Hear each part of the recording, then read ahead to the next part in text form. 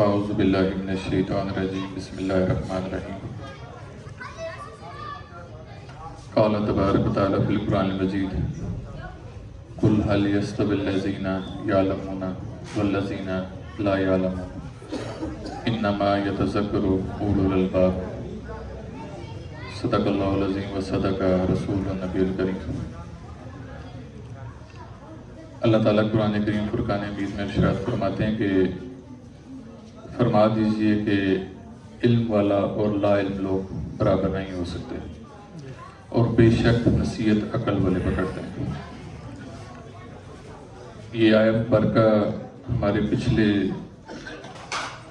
جو روزے گزرے ان میں زیر بحث رہی مختلف حوالوں سے، لیکن چونکہ یہ اپنے اندر بہت زیادہ وسعت رکھتی ہے تو میں نے ضروری سمجھا کہ آج اس آیہ مبارکہ کی روشنی میں علم کی اہمیت سے آپ لوگوں کو آگاہ کروں۔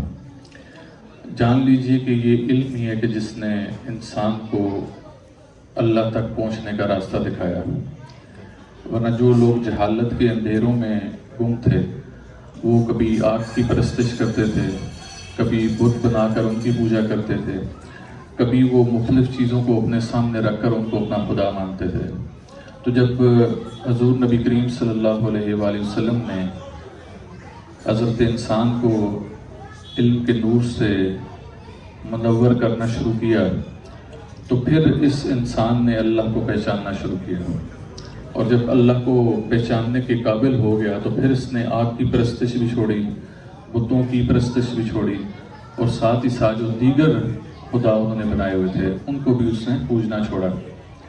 گو کہ یہ ہدایت سب لوگوں تک نہیں پہنچی، کیونکہ اس میں اسی آیہ مبارکہ میں اللہ تعالیٰ نے فرمایا کہ نصیحت عقل والے پکڑتے ہیں۔ تو عقل کا بڑا کردار ہے علم کے ساتھ ساتھ۔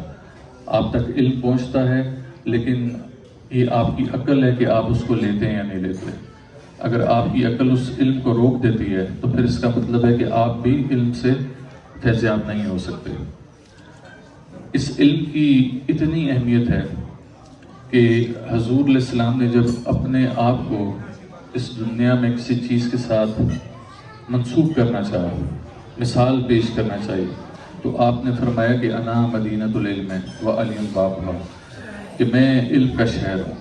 اب اس دنیا میں اور بھی بہت سی چیزوں کے ذخائر موجود تھے، سونے کے ذخائر موجود تھے، ہیرے جواہرات کے ذخائر موجود تھے، اور نباتات تھیں، بے شمار چیزیں تھیں، معدنیات کے حوالے سے یہ کرۂ ارض مالا مال تھی، لیکن حضور علیہ السلام نے اپنے آپ کو جس چیز کے ساتھ مشابہت دی وہ علم تھی۔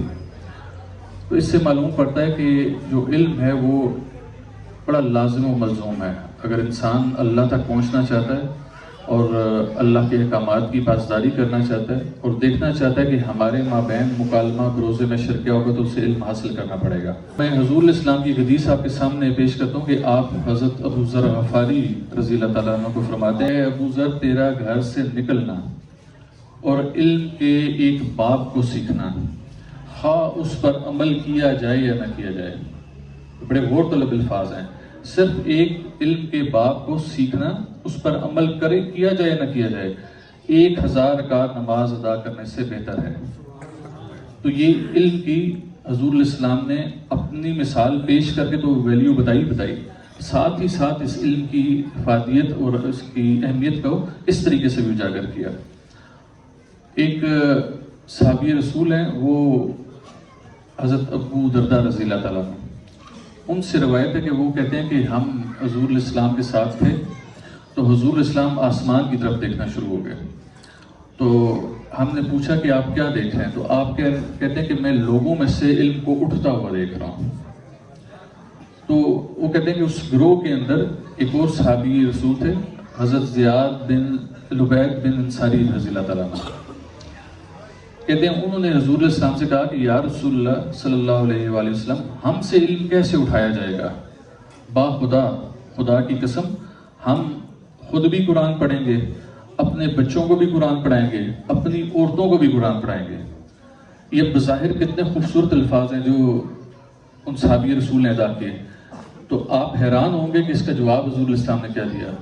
آپ فرماتے ہیں کہ اے زیاد، تیری ماں تجھ پر روئے، میں تو تجھے مدینے کے چند سمجھدار لوگوں میں سے ایک سمجھتا تھا، کیا تورات اور انجیل والوں کے پاس کتاب موجود نہ تھی؟ تو پھر وہ کیسے دوسری سائڈ پر چلے گئے؟ جب یہ حضرت کسی نے پوچھا نا کہ جی کیا یہ حدیث مبارکہ، یہ قول مبارکہ اسی طرح ہے جیسے بیان کیا گیا، تو حضرت جبیر رضی اللہ تعالیٰ عنہ وہ فرماتے ہیں کہ ہاں بالکل یہ قول اسی طریقے سے، اس کو اسی طریقے سے حضور علیہ السلام نے بیان فرمایا. اور جو سب سے پہلا علم ہے، آؤ میں تمہیں وہ بھی بتاتا ہوں کہ سب سے پہلا علم لوگوں میں سے کیا اٹھایا جائے گا. تو وہ فرماتے ہیں کہ حضور علیہ السلام نے فرمایا جو پہلا علم لوگوں میں سے اٹھایا جائے گا وہ خشوع و خضوع ہوگا. اور آپ نے مثال کیا پیش کی کہ انہوں نے کہا، کہتے ہیں کہ تم جامع مسجد میں جاؤ گے، تمہیں نماز پڑھنے والے تو بے شمار لوگ مل جائیں گے، لیکن ان میں سے خشوع و خضوع کے ساتھ تمہیں کوئی نہیں ملے گا. اور یہ خشوع و خضوع کا مطلب میں نے آپ لوگوں کو شاید ایک نشست میں سمجھایا کہ اس سے مراد یہ نہیں ہے کہ آپ اچھے طریقے سے طہارت کریں، وضو کریں، غسل کریں، اچھے کپڑے پہنیں، عطر لگائیں اور آپ مسجد میں جا کر بیٹھ جائیں. اس کو خشوع و خضوع نہیں بولتے. خشوع و خضوع کا مطلب یہ ہے کہ جب آپ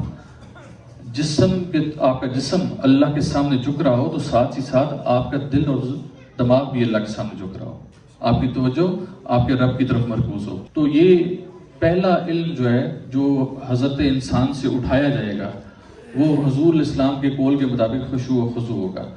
تو اگر آپ لوگ یہ معیار جاننا چاہتے ہیں کہ آج ہم میں سے علم اٹھ گیا یا نہیں اٹھ گیا، تو آپ یہ کسی کے اوپر کلیہ استعمال کرنے کی ضرورت ہی نہیں ہے، کسی اور کو تولنے یا پرکھنے کی ضرورت ہی نہیں ہے. آپ اپنی خود کی نماز کو اٹھا کے دیکھ لیں، کسی کے ساتھ بیان نہ کریں. وہ تنگی ہوگی کہ فلاں تو کہے گا کہ یار یہ تو اتنے عرصے سے نمازیں پڑھ رہا تھا، تو اس کا مطلب ہے تو اس نے اٹھا کے ضائع کر دی اپنی نمازیں. تو آپ خود سے تو اپنا محاسبہ کر سکتے ہیں. جب آپ نماز پڑھتے ہیں تو اگر آپ کی توجہ اس کی طرف نہیں ہے، اپنے رب کی طرف نہیں ہے، جو ادائیگی آپ کر رہے ہیں اس کی طرف نہیں ہے، تو جان لیجئے کہ آپ میں سے خشوع و خضوع کو کھینچ لیا گیا ہے، اٹھا لیا گیا ہے. اور خشوع و خضوع کو اٹھانے کا یا کسی علم کو اٹھانے کا مطلب یہ نہیں ہے کہ علم کھینچ لیا جائے گا. علم اسی طرح رہے گا، کیونکہ اگر علم کھینچ لیا گیا ہوتا تو پھر تو قرآن کریم کو بھی اٹھا لیا جاتا. آج ہم میں پھر قرآن کریم بھی موجود نہ ہوتا، لیکن آج الحمدللہ مختلف تراجم میں بھی شامل ہو گیا ہے.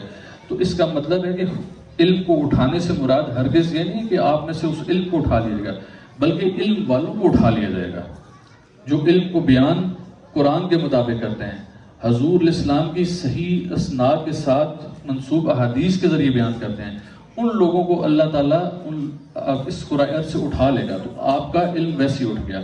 اس کے بعد آپ کے پاس قرآن پڑھنے والے، حدیث پڑھنے والے، روایات پڑھنے والے بہت سے لوگ رہ جائیں گے، لیکن ان روایات کو، ان احادیث مبارکہ کو، ان قرآنی آیات کو بیان کرنے والے اور ان کو سمجھانے والے لوگ بہت کم رہ جائیں گے.